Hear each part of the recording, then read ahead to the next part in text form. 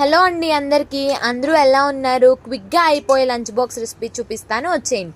ముందుగా కుక్కర్ తీసుకొని cup of rice and half cup of కందిపప్పుని తీసుకొని శుభ్రంగా కడిగి పక్కన పెట్టుకోండి. 1.5 కప్ పప్పుకి ఇంకా రైస్కి 3 గ్లాసెస్ వాటర్ యాడ్ చేసుకొని మూత పెట్టుకొని 3 నుంచి 4 విజిల్స్ రానివ్వండి. ఈలోపు ఓ కప్లోకి చింతపండుని తీసుకొని వాటర్ పోసి పక్కన పెట్టుకోండి. మిక్సీ జార్ తీసుకొని 2 టేబుల్ స్పూన్స్ ధనియాలు, హాఫ్ టేబుల్ స్పూన్ మిరియాలు, ఒక వెల్లుల్లిపాయ తీసుకొని ఫైన్గా గ్రైండ్ చేసి పక్కన పెట్టుకోండి. ఆనియన్, పచ్చిమిర్చి, టొమాటో, కొత్తిమీర, కరివేపాకు తీసుకొని పక్కన పెట్టుకోండి. మరొక పక్క స్టవ్ ఆన్ చేసి గిన్నెతో వాటర్ తీసుకొని టమాటో పీసెస్ని ఇంకా కొంచెం పసుపుని, ఉప్పుని యాడ్ చేసి టమాటోని బాగా ఉడికించండి. ఆ టమాటో పేస్ట్ని కూడా రైస్లో వేసేయండి. ఆనియన్, పచ్చిమిర్చి, కొత్తిమీర, కరివేపాకు వేసి దాన్ని బాగా కలపండి. ఈలోపు ఉడికిన టొమాటో వాటర్ ఉన్నాయి కదండి, అవి కూడా యాడ్ చేసి బాగా కలపండి. ఈలోపు చింతపండు గుజ్జును కూడా యాడ్ చేయండి. మనం పౌడర్ చేసుకుంది కదండి, ఆ పౌడర్ని కూడా యాడ్ చేసి కొంచెం కారం యాడ్ చేసి దాన్ని బాగా కలపండి.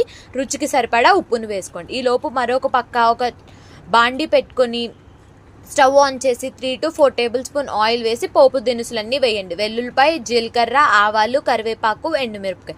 ఆ పోపును కూడా రసమన్నంలోకి ట్రాన్స్ఫర్ చేయండి.